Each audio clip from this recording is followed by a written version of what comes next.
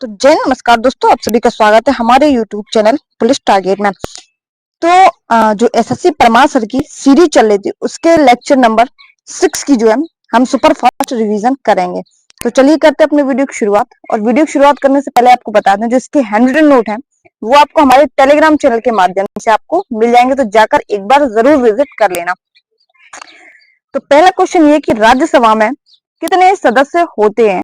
तो राज्यसभा में जो सदस्यों की संख्या होती है वो 250 होती है।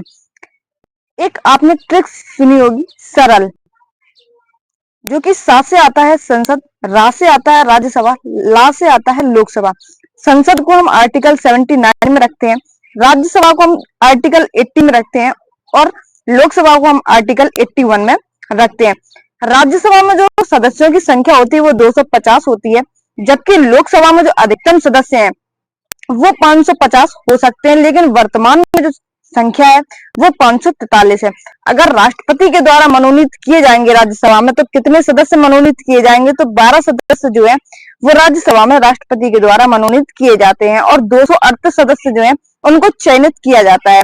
यहाँ पर 13 सदस्य जो है वो यूनियन टेरिटरी से आते हैं और 530 सदस्य जो है वो राज्य से आते हैं। ये 12 सदस्य जो है वो किस एरिया से आते हैं? तो कला, साहित्य, विज्ञान, समाज सेवा जो है, इनसे 12 जो सदस्य मनोनीत किए जाते हैं राष्ट्रपति के द्वारा, वहां से ये 12 सदस्य आते हैं। पहली बैठक कब होती है? तो जो पहली बैठक है वो 13 मई 1952 को होती है। राज्यसभा के अगर सदस्यों के कार्यकाल की बात करें, देखो राज्यसभा का कोई कार्यकाल नहीं होता, लेकिन राज्यसभा के जो सदस्यों का कार्यकाल है वो 6 वर्ष होता है। इसी प्रकार से लोकसभा के जो सदस्यों का कार्यकाल है वो 5 वर्ष के लिए होता है। अगर मान लो कोई आपातकालीन स्थिति, जैसे कि अभी कुछ टाइम पहले कोरोना आया था, तो कोरोना में क्या हुआ था, सब लोगों के जो कार्यकाल थे उनको एक एक साल के लिए एक्सटेंड कर दिया गया था, यानी कि एक एक साल सभी के सदस्यों को बढ़ा दिया गया था कार्यकाल को। अगर लोकसभा की बात करें तो लोकसभा को हम निम्न सदन के रूप में जानते हैं, जबकि राज्यसभा जो है इसको हम भंग नहीं कर सकते और लोकसभा जो है हम इसको भंग कर सकते हैं। राज्यसभा को राज्यों का परिषद भी कहा जाता है, स्थायी सदन भी कहा जाता है और उच्च सदन के रूप में भी हम जानते हैं। अभी जो आरपीएफ का एग्जाम एसआई वाला हुआ था उसमें ये क्वेश्चन पूछा गया था कि राज्यसभा में जो सदस्य होते हैं वो 1/3 सदस्य प्रत्येक 2 साल में उनकी जो सेवानिवृत्ति है वो कर दी जाती है। ये क्वेश्चन आरपीएफ आरडब्ल्यू के मॉक टेस्ट में एसआई में जो अभी इस वाला संडे है उसमें ये क्वेश्चन आया था। उपराष्ट्रपति राज्यसभा का सभापति होता है, ये किस आर्टिकल में बोला गया है? तो उपराष्ट्रपति जो राज्यसभा का सभापति होता है ये आर्टिकल 64 और आर्टिकल 89 में ये चीज बोली गई है। वही चीज इसमें बोला गया है कि पार्लियामेंट यानी कि संसद की बात हो रही है, तो संसद के 3 अंग होते हैं और 2 भाग होते हैं। भाग कौन कौन से होते हैं? तो राज्यसभा और लोकसभा। अंग कौन कौन से होते हैं? तो राज्यसभा, लोकसभा और राष्ट्रपति। ठीक है,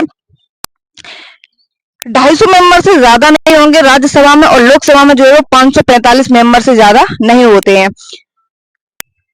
इसके अलावा 13 जो सीटें हैं वो यूनियन टेरिटरी से आती हैं सदस्यों की और 530 सीटें जो है वो इलेक्टेड पर्सन की होती हैं। और इसमें अगर राज्यसभा की बात करें तो 238% जो है वो यूनियन टेरिटरी और स्टेट से आते हैं, जबकि 12 मेंबर जो है वो राष्ट्रपति के द्वारा मनोनीत किए जाते हैं। कंप्यूटर क्षेत्र में ओएलई का संक्षिप्त रूप क्या क्या होता है? यानी कि ओएलई का जो है वो फुल फॉर्म बताना है। तो ओ से होता है ऑब्जेक्ट, एल से होता है लिंकिंग एंड इम्बेडिंग। इम्बेडिंग क्या होता है? ये माइक्रोसॉफ्ट में होता है इम्बेडिंग करना। तो कंप्यूटर क्षेत्र में ओएलई का जो संक्षिप्त रूप है वो ऑब्जेक्ट लिंकिंग एंड इम्बेडिंग होता है। अन्य की बात कर लेते हैं कि अन्य कौन कौन से होते हैं। एक रैम सुना होगा आपने, जो मोबाइल फोन में आता है, रोम भी सुना होगा आपने, मोबाइल फोन में भी ये दोनों चीजें आती हैं। रैम का होता है रैंडम एक्सेस मेमोरी, रोम का होता है रीड ओनली मेमोरी, सीपीयू का सभी को फुल फॉर्म इसका पता होगा central processing unit, URL. URL यानी कि देखो यूपीआई जो है उसमें यूनिफाइड होता है और यूआरएल जो है इसमें यूनिफॉर्म होता है। दोनों चीजें याद रखेंगे, यूपीआई में यूनिफाइड होता है और इसमें यूनिफॉर्म होता है। तो यूनिफॉर्म रिसोर्स लोकेटर। यूएसबी की बात कर लेते हैं, जो हम कभी मोबाइल में भी लगाते हैं और कंप्यूटर में भी लगता है, लैपटॉप में भी, सभी में यूएसबी लग जाता है। आजकल तो टीवी भी आती है जिसमें यूएसबी लगाकर आप कुछ भी काम कर सकते हैं। होता है यूनिवर्सल सीरियल बस। क्या होता है? यूनिवर्सल सीरियल बस इसका फुल फॉर्म होता है। वायरस का फुल फॉर्म क्या होता है? Vital information resource under seize. क्या होता है? ये वायरस का फुल फॉर्म जो है वो बहुत ज्यादा पूछा जाता है। टीसीपी का फुल फॉर्म क्या होता है? ट्रांसमिशन कंट्रोल प्रोटोकॉल इसका फुल फॉर्म होता है। यूपीएस की बात कर लेते हैं तो uni uninterruptible power supply, uninterruptible power supply इसका फुल फॉर्म होता है। साटा का फुल फॉर्म क्या होता है? सीरियल एडवांस टेक्नोलॉजी अटैचमेंट इसका फुल फॉर्म होता है। एसएमपीएस का फुल फॉर्म क्या होता है? Switch mode power supply. क्या? Switch mode power supply. CD का फुल फॉर्म क्या होता है? कॉम्पैक्ट डिस्क होता है। क्या होता है? कॉम्पैक्ट डिस्क होता है। डीवीडी, इसके पहले भी हम आप लोग को बताया हमने, इसका फुल फॉर्म जो है वो डिजिटल वर्साटाइल डिस्क होता है, क्योंकि ये पिछली बार एनटीपीसी में पूछा गया था। क्या होता है? डिजिटल वर्साटाइल डिस्क होता है। सीआरटी का फुल फॉर्म क्या होता है? कैथोड रे ट्यूब इसका फुल फॉर्म होता है। अब आ जाते हैं अगले क्वेश्चन पर कि हड़प नीति किसने बनाई?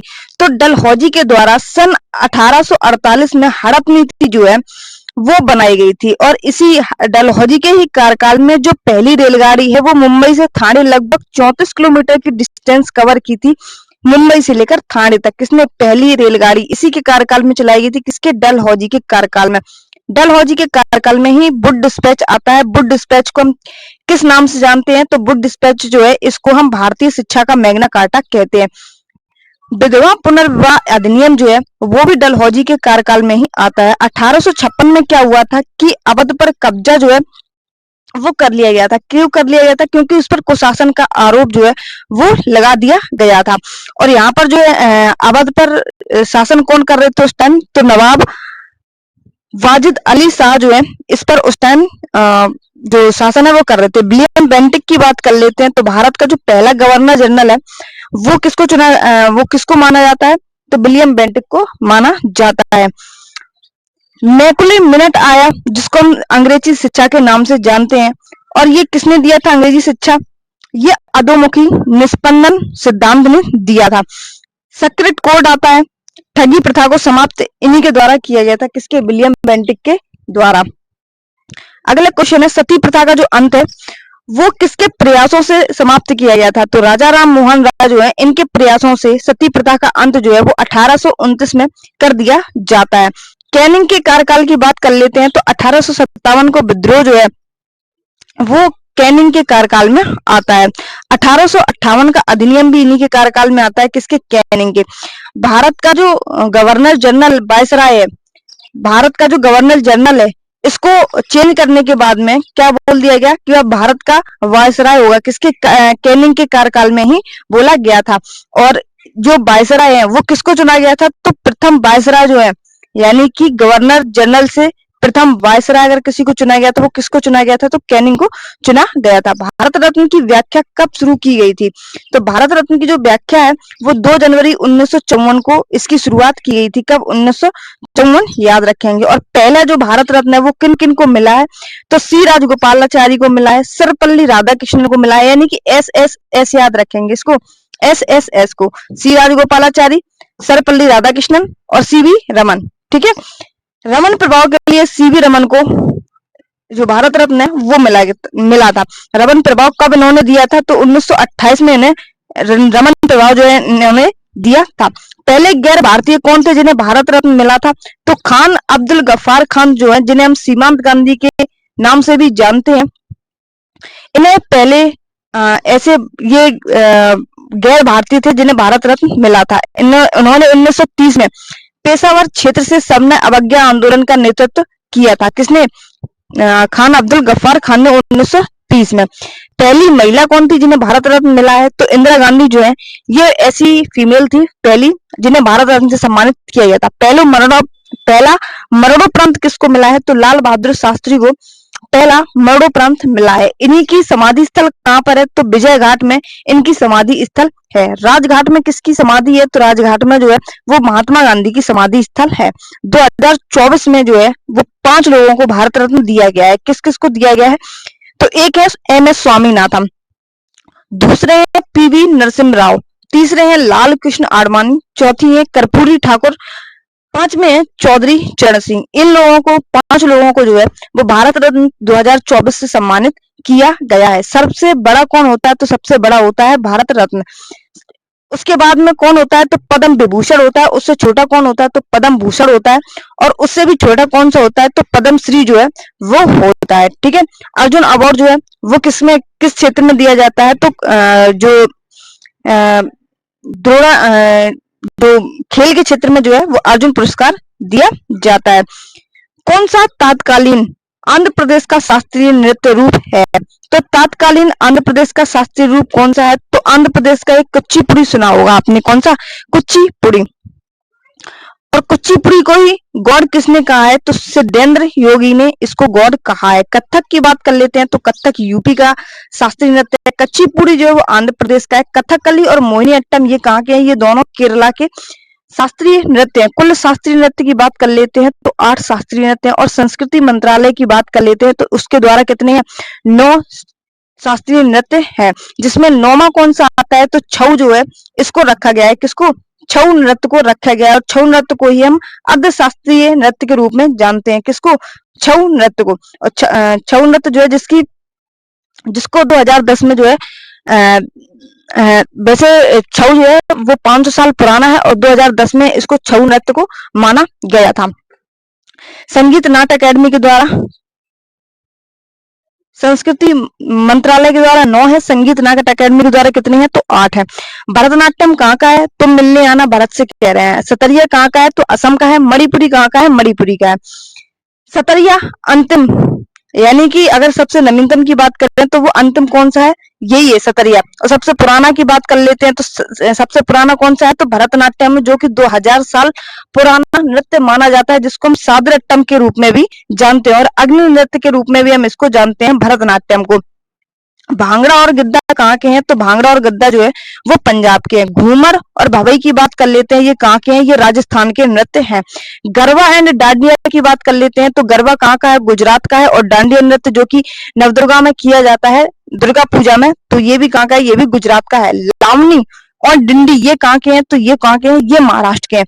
कोली की बात कर लेते हैं तो कोली ये कहाँ का है? यहाँ पे ये गुजरात जो गोवा है वो यहाँ पर है, कर्नाटक और महाराष्ट्र के बीच में। तो कोली जो है वो कहाँ का है? गोवा का है। कच्चीपुड़ी कहाँ का है? आंध्रा का है। उड़ीसी कहाँ का है? उड़ीसा का है।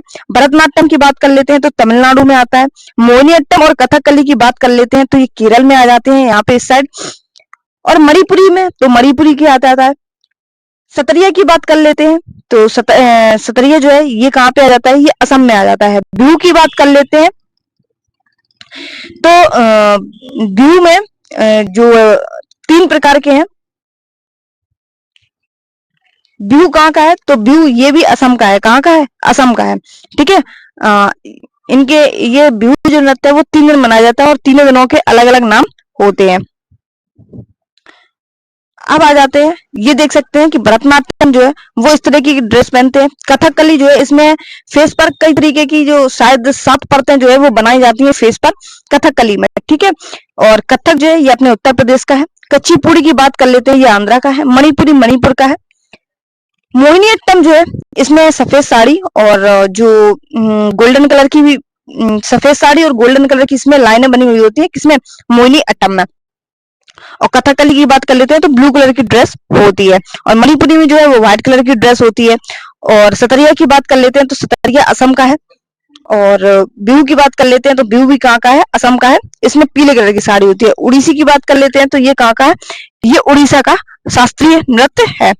संस्कृति मंत्रालय के अनुसार अभी हमने आपको बताया कि संस्कृति मंत्रालय के अनुसार 9 है, जिसमें 9वां किसको माना गया है? तो छऊ को माना गया है। और छऊ कितने प्रकार से मनाया जाता है? तो छऊ जो है वो 3 प्रकार से मनाया जाता है। एक होता है सरायकेला छऊ जो झारखंड में मनाया जाता है। दूसरा होता है पुरुलिया छऊ जो कि पश्चिम बंगाल में मनाया जाता है। और मयूरभंज छऊ जो कि उड़ीसा में मनाया जाता है। सभी शास्त्रीय नृत्य नाट्य शास्त्र में वर्णित है। नाट्य शास्त्र किसके द्वारा लिखा गया है? तो भरत मुनि के द्वारा जो है वो नाट्य शास्त्र लिखा गया है, जिसको नाट्य शास्त्र को 5वां वेद माना जाता है। कौन सा वेद माना जाता है? 5 वेद। 5वां वेद के रूप में अभी मान्यता दी नहीं गई है, माना जाता है। लेकिन वेदों की अगर संख्या पूछी जाती है तो 4 वेद होते हैं। ऋग्वेद, अथर्ववेद, यजुर्वेद और सामवेद, ये 4 प्रकार के जो वेद है वो होते हैं।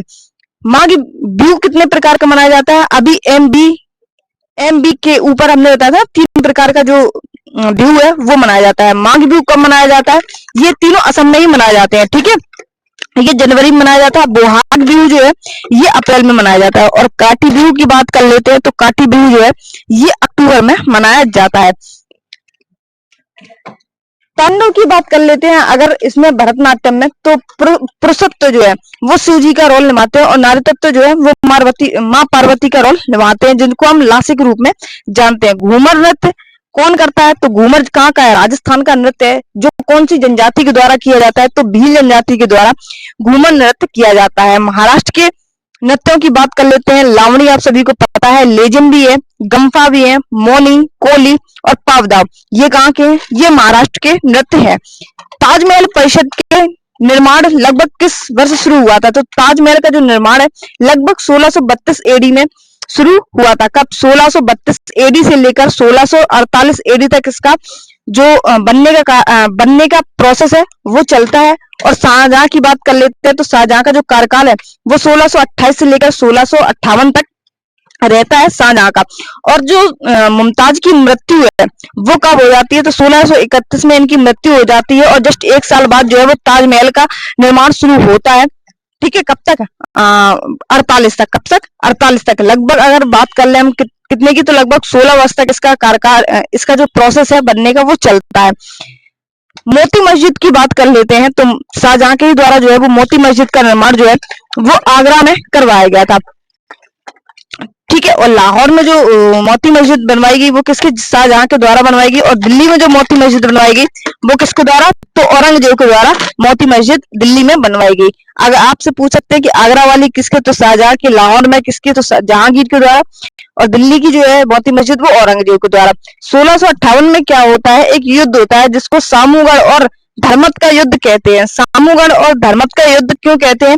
क्योंकि ये औरंगजेब और दारा सिकोह के बीच में इनका युद्ध हुआ था, जिसमें जो औरंगजेब है वो विजय प्राप्त पाता है। क्या करता है? विजय प्राप्त कर लेता है। शाहजहां दारा सिकोह की गद्दी पर बैठाना चाहता था। शाहजहां जो है वो दारा सिकोह को गद्दी पर बैठाना चाहता था, लेकिन बैठ कौन जाता है? दारा सिकोह को पराजित करने के बाद में औरंगजेब जो है वो बैठ जाता है। वो इसी के ये दोनों पुत्र थे। भारत का पहला उपग्रह जिसको हम आर्यभट्ट के नाम से जानते हैं, ये कब लॉन्च किया गया था? तो भारत का जो पहला उपग्रह है आर्यभट्ट, इसको लॉन्च जो है वो 19 अप्रैल 1975 को किया गया था। सहायता किससे ली गई थी? तो रसिया से जो है इसकी सहायता ली गई थी। रूसी स्पेस क्राफ्ट था जो इसने मतलब इसकी उड़ान भरने के लिए जो है वो इसका क्या बोलते सहायता के लिए इसको चुना गया था, ठीक है। एक उपग्रह होता है जो एक चीज होती है जो ऊपर उठाने के लिए, यानी कि सहायता करने के लिए बहुत सारी चीजें है वो लगती है। पहला संचार उपग्रह जिसको हम एप्पल के नाम से जानते हैं, ये कब किया गया था? तो 19 जून 1981 को इसको किया गया था और फ्रेंच गुआना से इसको लॉन्च किया गया था। कहां से? फ्रेंच गुआना से इसको लॉन्च किया गया था। अब आ जाते हैं नेक्स्ट क्वेश्चन पर कि तानसेन के गुरु कौन थे? तो हरिदास जो है, हरिदास ये तानसेन के गुरु है, जिनका वास्तविक नाम क्या था? तो रामतनु पांडे इनका वास्तविक नाम था। इसका तानसेन का।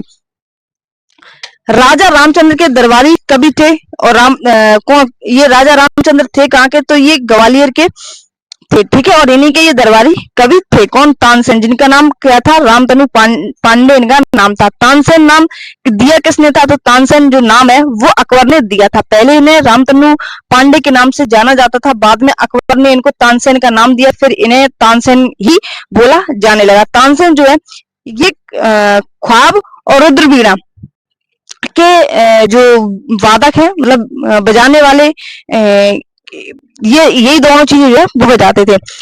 ध्रुपद और रीवा घराना के रूप में इन्हें जाना जाता है और ग्वालियर घराने के रूप में भी इन्हें जाना जाता है। तानसेन महोत्सव कहाँ मनाया जाता है? तो ग्वालियर एमपी में इसको मनाया जाता है। तबला दिवस कब मनाते हैं? तो 25 दिसंबर को मनाते हैं। कब? 25 दिसंबर को मनाते हैं। आरपीएफ एसआई में एक पूछा गया था कि झंडा दिवस कब मनाते हैं? तो 7 तारीख को जो है वो झंडा दिवस मनाते हैं। ठीक है, तबला दिवस कब मनाते हैं? तो 25 दिसंबर को मनाते हैं। अमीर खुसरो के बारे में बात कर लेते हैं। तो अलाउद्दीन खिलजी का ये दरबारी कवि था जो कि कव्वाली गाता था। क्या गाता था? कव्वाली गाता था, और जिसको हम तोताए हिंद के नाम से भी जानते थे। कौन सी? तोताए हिंद के नाम से भी जानते थे। किसको? अमीर खुसरो के। तितली के जीवन चक्र में तीसरे चरण को क्या कहा जाता है? तो पूपा जो है वो तीसरे चरण को हम पूपा के नाम से जानते हैं। 1815 में भारत के प्रथम महासर्वेक्षक कौन थे? तो 1815 में भारत के जो प्रथम महासर्वेक्षक थे वो थे कॉलिन मैकेंजी। कौन थे? कॉलिन मैकेंजी जो है वो थे। ठीक है, जो तितली का जो जीवन काल है वो कैसे होता है? पहले एग होता है, ठीक है, उसके बाद में ये इस तरीके से बनता है, उसके बाद में ये एक पत्ते में लिपट कर इस तरीके से बनता है, और लास्ट में जो है वो एक तितली के रूप में पूरी तरीके से जो तितली का रूप होता है वो लेता है। ठीक है, पहले एग, फिर सेकंड ग्रुप जो है वो लार्वा टाइप में होता है, और तीसरा जो है वो पुपा होता है, और चौथा जो है वो एडल के रूप में हम जानते हैं। पहले मानववादी कौन थे भारत के? तो जो एमसी सीतलवाड़ है, ये भारत के पहले मानववादी के रूप में इनको हम जानते हैं। जिस भारत के मानववादी का आर्टिकल कौन सा है? तो आर्टिकल 76 जो है इसको हम भारत के मानववादी के रूप में जानते हैं। आजादी के बाद के पहले विधि आयोग के अध्यक्ष के रूप में किन्होंने कार्यभार संभाला था? तो एमसी सीतलवाड़ ने ही संभाला था। भारत के पुरातात्विक सर्वेक्षण के जनक किसको कहा जाता है? तो भारत में पुरातात्विक सर्वेक्षण के जनक जो है वो अलेक्जेंडर कनिंघम को कहा जाता था। एक ज्योमेत्री आए थे जिन्होंने किसकी खोज की थी? एक्स किरणों की खोज जो है वो उनके द्वारा की गई थी। यानी कि ये क्वेश्चन जो है वो बहुत इंपॉर्टेंट बन जाते हैं अगर किसी के जनक या किसी की खोज की गई है तो। ठीक है, ये भी आरपीएफ एसआई में फर्स्ट मॉक टेस्ट में भी पूछा गया था। अनुच्छेद 76 के बारे में बात कर लेते हैं जो मानववादी से संबंधित है। मानववादी की नियुक्ति कौन करता है? तो राष्ट्रपति जो है वो मानववादी की नियुक्ति करता है। ये होता कौन है? तो ये भारत सरकार का मुख्य कानूनी सलाहकार होता है। कौन होता है? मुख्य कानूनी सलाहकार होता है। मानववादी को भारत के राज्य क्षेत्र में सभी न्यायालयों में सुनवाई का अधिकार है। किसको? मानववादी को भारत के राज्य क्षेत्रों में सभी न्यायालयों में सुनवाई का अधिकार है। मानववादी राष्ट्रपति की इच्छा तक, अगर मानववादी जो है वो सिर्फ राष्ट्रपति की इच्छा अनुसार ही अपने कार्यभार को संभाल सकता है। अगला क्वेश्चन है कि भारतीय राष्ट्रीय कांग्रेस का पहला सत्र कब आयोजित हुआ था? तो पहला सत्र जो है वो 1885 में जो है वो आईएनसी की स्थापना होती है। कब? 28 दिसंबर 1885 में। और पहला सत्र जो है वो शुरुआत की जाती है, और इसके संस्थापक कौन बनते हैं? तो ए.ओ. ह्यूम जो है इसके पहले सत्र के संस्थापक बनते हैं। आईएनसी की स्थापना के समय गवर्नर जनरल कौन थे? तो डफरिन जो है उस समय गवर्नर जनरल के रूप में काम कर रहे थे। पहला अधिवेशन किसके द्वारा किया जाता है? तो गोकुल दास के द्वारा जो है वो पहला अधिवेशन होता है। तेजपाल संस्कृति विश्वविद्यालय में कितने लोग शामिल थे? तो 72 लोग जो है इसमें शामिल थे, और इसकी अध्यक्षता कौन करते हैं? तो व्योमेश चंद्र बनर्जी जो है इसकी अध्यक्षता करते हैं। सेफ्टी बॉल्व सिद्धांत की बात कर लेते हैं। तो सेफ्टी बॉल्व सिद्धांत जो है वो लाला लाजपत राय के द्वारा दिया जाता है, और त्वरित चालक सिद्धांत जो है वो गोपाल कृष्ण गोखले के द्वारा किया जाता है। कौन सा अनुच्छेद सुप्रीम कोर्ट के सलाहकार क्षेत्र अधिकार से संबंधित है? तो सुप्रीम कोर्ट के सलाहकार क्षेत्र अधिकार से संबंधित जो है वो आर्टिकल कौन सा है? तो 143 जिसको हम कहते हैं 143 इससे संबंधित है। सुप्रीम कोर्ट यानी कि सर्वोच्च न्यायालय 26 जनवरी 1950 को पहली बैठक जो है इसकी कब होती है? तो इसकी पहली बैठक जो है वो 28 जनवरी 1950 को होती है। किसकी? सुप्रीम कोर्ट की पहली बैठक। इसको कौन से भाग में रखा गया है? तो भाग 5 में इसको रखा गया है, और उसके भी भाग 5 के चैप्टर नंबर 4 में रखा गया है।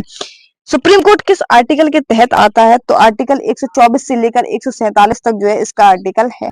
भाग 1 में क्या है? भाग 5 के 1 में जो है ये बोला जाता है कि संघ कार्यपालिका। दूसरे में क्या है? संसद। तीसरे में क्या है? अध्यादेश। चौथे में क्या है? उच्चतम न्यायालय। ये सर्वोच्च न्यायालय की बात करें यहाँ पे हाई कोर्ट आएगा। ठीक है, सुप्रीम कोर्ट गलत बोल दिया हमने। सुप्रीम कोर्ट को बोलते हैं उच्चतम न्यायालय। पांचवा कौन सा है? तो नियंत्रक एवं महालेखा परीक्षा जो है वो 5 भागों में इसको डिवाइड किया गया है। आर्टिकल 141 क्या कहता है? 141 ये कहता है कि सुप्रीम कोर्ट द्वारा घोषित कानून भारत के सभी न्यायालयों और प्राधिकरणों पर बाध्यकारी होगा। क्या होगा? अगर सुप्रीम कोर्ट ने कोई फैसला सुनाया है तो पूरे भारत में, चाहे कोई भी बना रहा है, चाहे फिर वो यूनियन टेरिटरी बना रहा है, चाहे वो किसी के भी अधीन बना रहे, वो उसमें लागू किया जाएगा। आर्टिकल 142 क्या कहता है? 142 ये कहता है कि सुप्रीम कोर्ट को दो पक्षों के बीच पूर्ण न्याय करने की एक अद्वितीय शक्ति प्रदान होती है। पूर्ण न्याय कर सकता है सुप्रीम कोर्ट जो है दोनों पक्षों के बात सुनने के बाद में। 143 क्या कहता है कि न्यायालय की राय या सलाह देश के राष्ट्रपति पर बाध्यकारी नहीं होगी। यानी कि अगर न्यायालय, अगर राष्ट्रपति उस चीज के लिए सलाह देता है तो वो चीज बाध्य नहीं होगी। आर्टिकल 129 क्या कहता है कि सुप्रीम कोर्ट, हाई कोर्ट, सर्वोच्च न्यायालय, हाई कोर्ट की बात हो रही, सर्वोच्च न्यायालय को अभिलेख न्यायालय का दर्जा दिया जाता है। हाई कोर्ट को अभिलेख न्यायालय का दर्जा 129 आर्टिकल के तहत दिया जाता है। बरगद के पेड़ का वास्तविक नाम क्या है? वास्तविक नाम भी बहुत ज्यादा पूछे जाते हैं, चाहे आरपीएफ कांस्टेबल हो या फिर आरपीएफ एसआई या फिर एनटीपीसी हो। एनटीपीसी में चाहे आप 10+2 से हो या फिर ग्रेजुएशन से हो, आपने चाहे जोन सी पोस्ट की हो और चाहे जोन से जोन भरा हो, आपको सवाल सारे यहीं से फंसे हुए मिलते हैं। बरगद का वास्तविक नाम क्या होता है? यानी कि जो वैज्ञानिक भाषा में जो हम बोलते हैं उसको बोलते हैं फिकस बेंगलेंसिस, बेंगालेंसिस बोलते हैं। फिकस याद रखेंगे, कितना? इतना फिकस याद रखेंगे। और बेंगलेंसिस इसको वैसे याद रखेंगे, ठीक है। बा से बेंगल याद रखेंगे, बेंगल, ठीक है। पीपल से रिलीजियसा याद रखेंगे, फिकस इसमें भी है, ठीक है। और रिलीगियोसा पीपल में आता है। बरगद से बेंगल याद रखेंगे और पीपल से रैली याद रखेंगे। नीम की बात कर लेते हैं तो अजाडी कोटा इंडिका इसका नाम होता है। और अगर गाय का नाम बात करें क्या होता है तो बॉस इंडिका के नाम से हम इसको जानते हैं। तुलसी की बात कर लेते हैं तो ओसीमम जो है इसको हम ओसीमम के नाम से जानते हैं, किसको? तुलसी को। भारत के संविधान के किस भाग में भारत के नागरिकों के मौलिक अधिकारों का उल्लेख है? तो मौलिक अधिकारों की बात आ गई। मौलिक अधिकार कहाँ से लिए गए? तो अमेरिका के संविधान से ये लिए गए हैं। कौन से मौलिक अधिकार और किस आर्टिकल में है? तो भाग 3 में है। अनुच्छेद की बात कर लेते हैं तो भाग 12 से लेकर 35 तक जो है वो मौलिक अधिकारों का वर्णन किया गया है। मौलिक अधिकार पहले कितने थे? पहले मौलिक अधिकार थे 7। वर्तमान में कितने मौलिक अधिकार है? तो 6 है। कौन सा हटा दिया गया? तो संपत्ति का अधिकार जो है वो हटा दिया गया। वर्तमान में कितने हैं? तो 6 हैं। और इस जो एक हटाया गया है इसको कहां पर जोड़ा गया है? तो इसको विधिक अधिकार, जिसको हम कानूनी अधिकार के रूप में जानते हैं, इसमें विधिक अधिकार में इसको जोड़ दिया गया। और जो कि किस आर्टिकल में जोड़ा गया है? तो 300 के ए में इसको जोड़ा गया है। किसको? संपत्ति के अधिकार को, ठीक है। और कौन से कॉन्स्टिट्यूशन अमेंडमेंट एक्ट के द्वारा इसको हटाया गया था?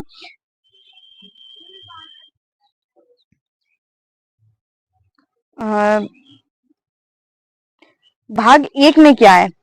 भाग 1 में जो है संघ एवं उसके राज्य क्षेत्र, जिसके आर्टिकल की बात कर लेते हैं तो अनुच्छेद 1 से लेकर 4 तक जो है संघ एवं उसके क्षेत्रों के बारे में बात की जाती है। भाग 2 में क्या है? भाग 2 में नागरिकता है।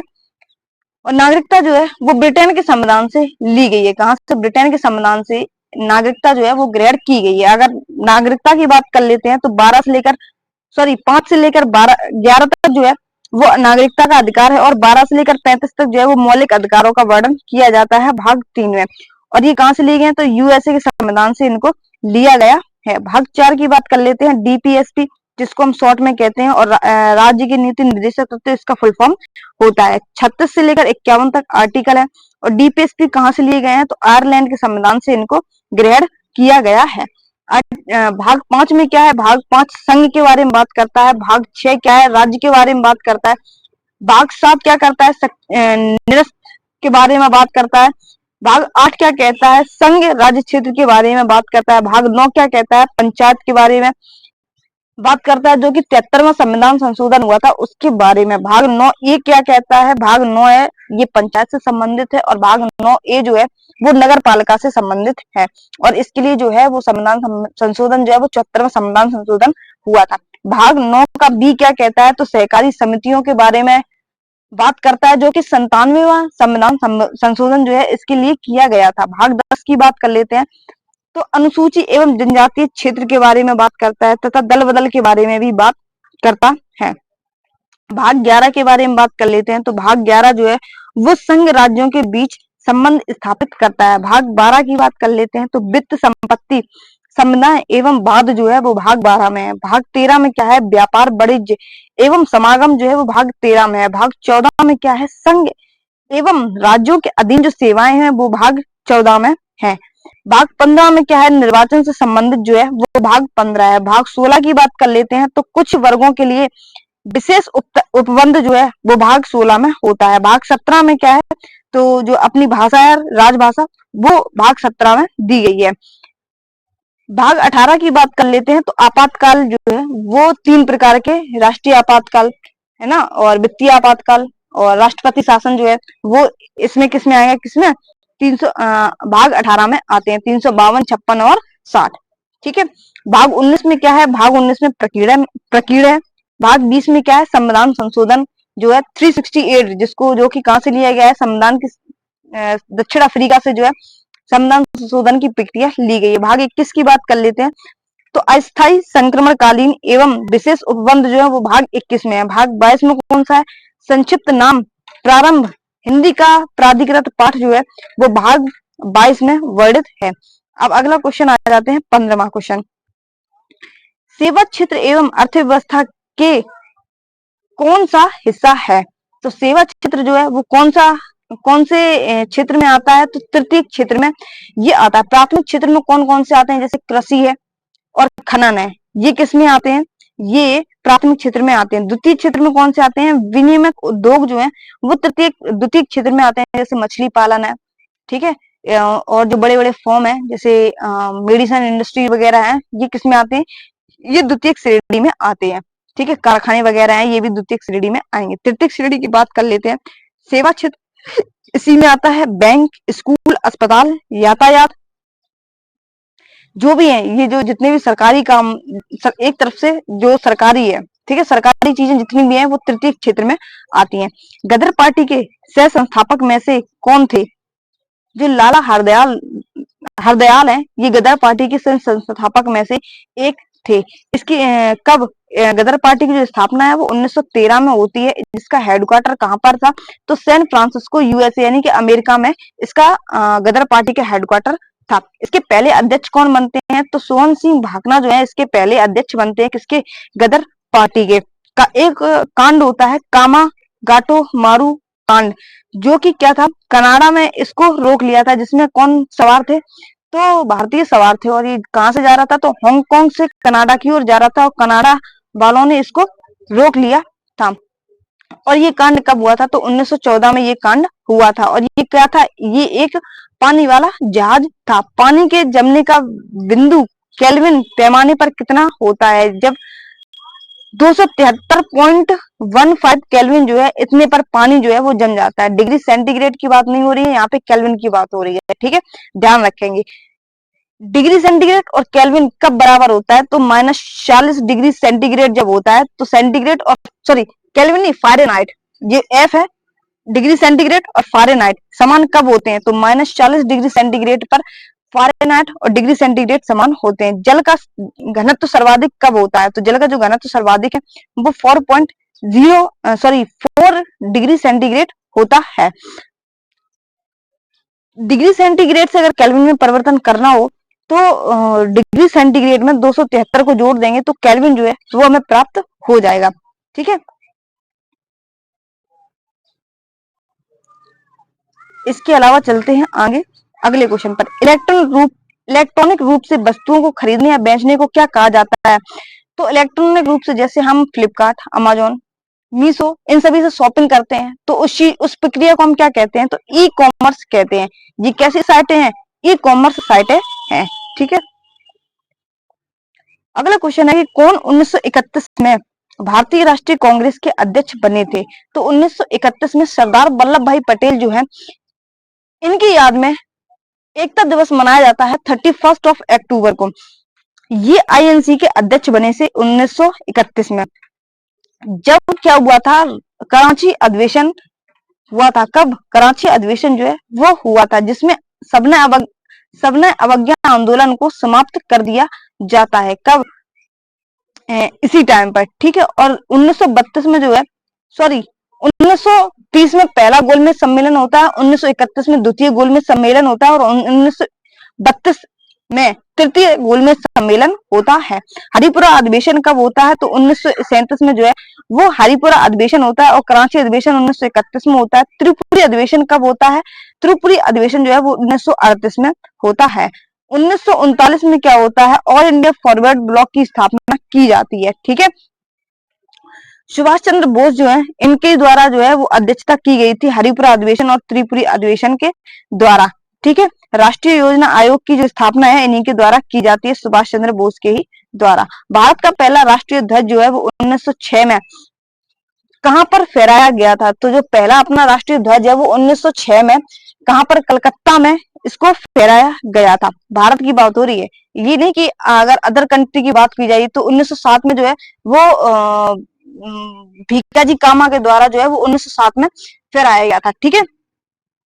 स्टुअर्ट जर्मनी में झंडा फहराया गया था, किसके? मैडम भीकाजी कामा के द्वारा 1907 में। ये चीज यहाँ पे आ गई, देखो, ठीक है। और 1906 में कब फहराया गया था? तो कलकत्ता में 1906 में इसको फहराया गया था, ठीक है। वापस कौन लाए थे? तो इंदु लाल याग्निक जो है इसको वापस लाए थे, किसको? झंडे को भारत में। झंडा अपनाया कब गया था? तो 22 जुलाई 1947 को जो है वो झंडा अपनाया गया था। इसीलिए 22 जुलाई को जो है वो वैसे झंडा दिवस के रूप में बात करते हैं, लेकिन 22 जुलाई 1947 को जो है वो झंडा अपनाया गया था, ठीक है। तिरंगे की बात कर लेते हैं, तो तिरंगा की रेशियो की बात कर लेते हैं, लंबाई और चौड़ाई की। हमेशा लंबाई और चौड़ाई के हिसाब से ही चीजें जो है वो कैलकुलेट की जाती हैं। तो 3:2 आपसे एग्जाम में चौड़ाई और लंबाई का रेशियो भी पूछ सकते हैं, तो आप इधर उधर जो है अपना रेशियो हिसाब से सिलेक्ट करना, ठीक है। ये देखना कि आपसे एग्जाम में क्या पूछा गया है। तिरंगे को डिजाइन किसने किया था? तो पिंगली वेंकैया के द्वारा जो तिरंगे की डिजाइन है वो बनाया गया था। देख सकते हैं कि भारत का जो झंडा है पहले 1906 में इस तरीके से था, 1907 में इस तरीके से हुआ, 1917 में इस तरीके से हुआ, फिर 1921 में इसमें चरखा बना दिया गया, 1931 में चरखा, और फिर बाद में जो है इसमें ये तीलियां जो है वो बना दी गई। 24 तीलियां इसमें बनाई गई हैं, ठीक है। और जो 24 तीलियां जो है वो अलग अलग चीजों को डिकोड करती हैं। 2011 की जनगणना के अनुसार भारत के सबसे शिक्षित राज्यों में कौन सा है? तो शिक्षित राज्यों में हमने बताया था कि सबसे ज्यादा पढ़े लिखे लोग कहाँ के हैं? तो केरल के लोग जो है वो सबसे पढ़े लिखे लोग हैं। और अगर रेशियो की बात करें तो यहाँ का जो रेशियो है, मतलब मेल और फीमेल में, वो भी यहाँ का सबसे अच्छा माना जाता है। ओवरऑल अगर भारत की बात करें कि ओवरऑल भारत की जो साक्षरता है वो क्या है? तो 74.04 जो है वो भारत की साक्षरता दर है। मेल की अगर बात करें तो 82.14% जो है वो मेल की साक्षरता दर है, और फीमेल की साक्षरता दर की बात करें तो 65.46% जो है वो फीमेल की साक्षरता दर है।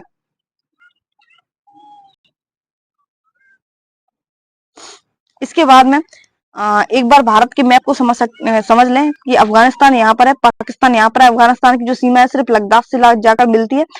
सबसे ऊपर लद्दाख है, फिर इसके बाद में जम्मू कश्मीर है। लद्दाख और जम्मू कश्मीर से मिला हुआ हिमाचल प्रदेश है, और हिमाचल प्रदेश जो है वो पंजाब, हरियाणा और साथ ही में इसके अलावा उत्तराखंड से इसकी सीमा लगती है, किसकी? हिमाचल प्रदेश की, ठीक है। पंजाब की जो सीमा है वो जम्मू कश्मीर और पाकिस्तान इन दोनों से लगती है। राजस्थान की सीमा जो है वो पाकिस्तान से जाकर लगती है। अपना उत्तर प्रदेश ये रहा, थोड़ा सा पेन चेंज कर लेते हैं, ब्लैक कलर का कर लेते हैं, ठीक है।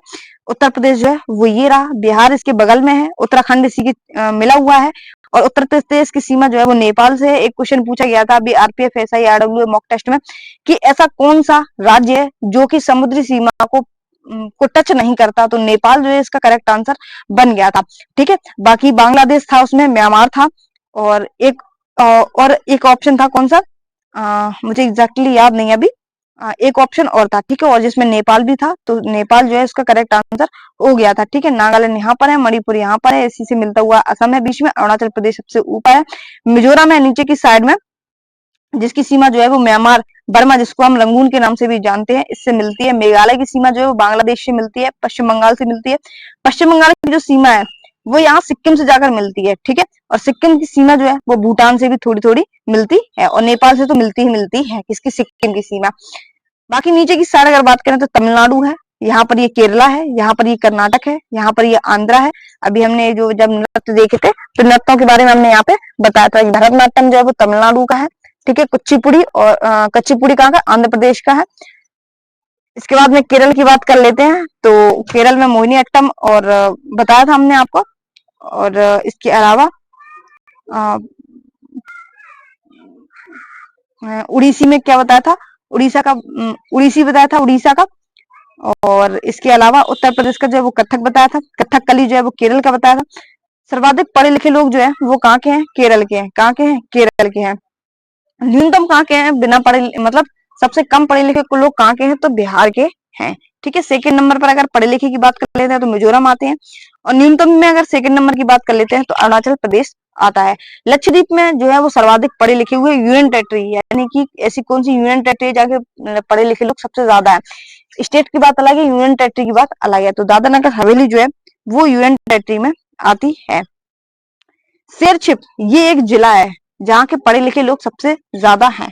मिजोरम का शेरछिप जिला सबसे सबसे साक्षरिक सर्वाधिक साक्षरता वाला जिला है। एमपी का अलीराजपुर जो है, एमपी में एक अलीराजपुर जिला पड़ता है जहां पर सबसे कम पढ़े लिखे लोग हैं। साक्षरता में सर्वाधिक अंतर कहाँ मिलता है, मेल और फीमेल में, तो राजस्थान एक ऐसा स्टेट है जहां पर मेल और फीमेल की साक्षरता में बहुत ज्यादा अंतर देखने को मिलता है। भारतीय राष्ट्रीय समिति अनुसंधान अंतरिक्ष के लिए कब बनाई गई थी, तो भारतीय राष्ट्रीय समिति अनुसंधान अंतरिक्ष के लिए जो बनाई गई थी वो 1962 में बनाई गई थी। पशु कल्याण विभाग कब बनाया गया था, तो 1962 में बनाया गया था। ब्रिटिशों द्वारा मैसूर के साथ कितने युद्ध लड़े गए, तो मैसूर पैलेस कौन कौन घूम कर आया और मैसूर पाक किसने किसने खाई है, तो कमेंट बॉक्स में जरूर बता देना। देखो मैसूर पाक तो खाई है लेकिन मैसूर पैलेस घूमे नहीं है, बहुत जल्दी घूमने जरूर जाएंगे। तो पहला जो है मैसूर जो है युद्ध, ब्रिटिश द्वारा मैसूर के साथ युद्ध जो है पहला, ये 1767 से लेकर 69 तक लड़ा गया था, जिसमें कौन सी संधि हुई थी, तो मद्रास की संधि हुई थी। दूसरा जो है वो 1780 से लेकर 84 तक लड़ा जाता है, जिसमें मंगलौर की संधि होती है। तीसरा जो है वो 1790 से लेकर 92 तक लड़ा जाता है, जिसमें श्रीरंगपट्टनम की संधि होती है। और चौथा जो है इसमें 1799 में टीपू सुल्तान की मृत्यु हो जाती है। पूछ सकते हैं आपसे टीपू सुल्तान की मृत्यु जो है वो कब हुई थी, तो 1799 में हुई थी। सहायक संधि होती है किसके द्वारा, तो सहायक संधि जो है वो 1798 में बेले दिल्ली के द्वारा होती है। हैदराबाद की संधि कब होती है, तो 1798 में होती है। और अवध की जो संधि है वो कब होती है, तो 1801 में अवध की संधि होती है। दहेज निषेध अधिनियम कब लागू हुआ, तो दहेज निषेध अधिनियम जो है वो 1 जुलाई 1961 को होता है। कब, 1 जुलाई 1961 को होता है। 2019 में तमिलनाडु में जो दहेज से केस कितने सामने आए हैं, 237 सामने आए हैं। ये कोई इंपॉर्टेंट नहीं है, लेकिन ऐसे ही देख सकते हैं कि सबसे ज्यादा जो डॉरी के लिए केस आए वो कहाँ से आए हैं, तो कर्नाटक से सबसे ज्यादा केस जो है वो देखने को मिले हैं, ठीक है। तो और आंध्र प्रदेश में जो है वो सबसे कम हुए हैं, और तेलंगाना में भी कम जो संख्या है वो धीरे धीरे कम होती जा रही है। कोलेरू झील भारत के किस राज्य में स्थित है, तो कोलेरू झील जो है वो आंध्र प्रदेश में स्थित है। सबसे बड़ी मीठे पानी की झील कौन सी है, तो बुलर झील जो है मीठे पानी की भारत की सबसे झील है। खारे पानी की बात कर लेते हैं, तो भारत की खारे पानी की झील जो है जिसको हम चिल्का झील के रूप में भी जानते हैं। सबसे लंबी नदी कौन सी है, तो बेम्बानंद झील जो है वो सबसे लंबी नदी है। सबसे बड़ी ऑक्सबो झील कौन सी है, तो कांवर ताल जो है वो सबसे बड़ी ऑक्सबो झील है। देख सकते हैं बुलर लेक कहाँ पर है, तो ये लद्दाख में है, ठीक है। इसके बाद में सामर लेक कहाँ है, तो ये देखो यहाँ पर है उत्तराखंड में। केवलादेव नेशनल पार्क कहाँ पर है, तो ये भी उत्तराखंड में है।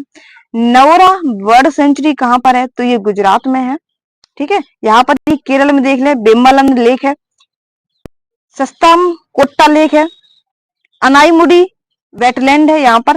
और यहाँ पर तमिलनाडु की बात कर लेते हैं तो point Calimere wildlife world sanctuary है। कोलेरू झील की बात कर लेते हैं तो ये आंध्र प्रदेश में है। चिल्का झील की बात कर लेते हैं तो ये उड़ीसा में है, ठीक है। इसके अलावा आप इस फिगर में और वैसे ज्यादा कुछ इंपॉर्टेंट देखने में, लोकटक झील की बात कर लेते हैं तो ये मणिपुर में है, ठीक है।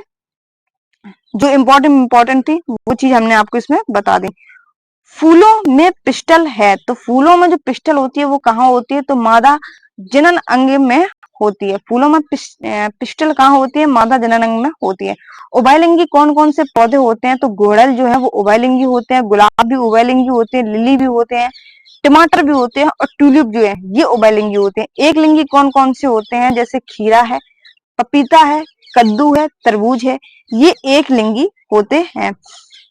अब बात कर लेते हैं कि फूलों में कौन कौन से होते हैं, तो वर्तिकाग्र जो बीच में जो होता है उसको हम वर्तिकाग्र के नाम से हम जानते हैं। ठीक है, वर्तिका होती है जो इसकी डंडी होती है, इसको बोलते हैं। परागकोश जो है वो जो फूलों में छोटे छोटे आपने देखे होंगे उसको बोलते हैं, और जो उनसे जुड़े हुए होते हैं उसको हम तंतु बोलते हैं। इन दोनों से मिलकर क्या बनता है, तो ये पुंकेसर बनता है। और जो साइड में पत्तियां होती हैं उनको हम क्या कहते हैं, तो दल के नाम से हम जानते हैं।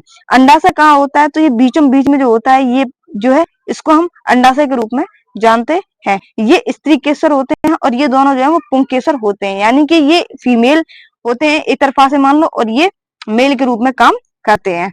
ठीक है, अब आ जाते हैं, ये थोड़ा इंग्लिश में है। ठीक है, इंग्लिश में जो इंग्लिश वाले हैं वो अपने इंग्लिश में समझ लेंगे।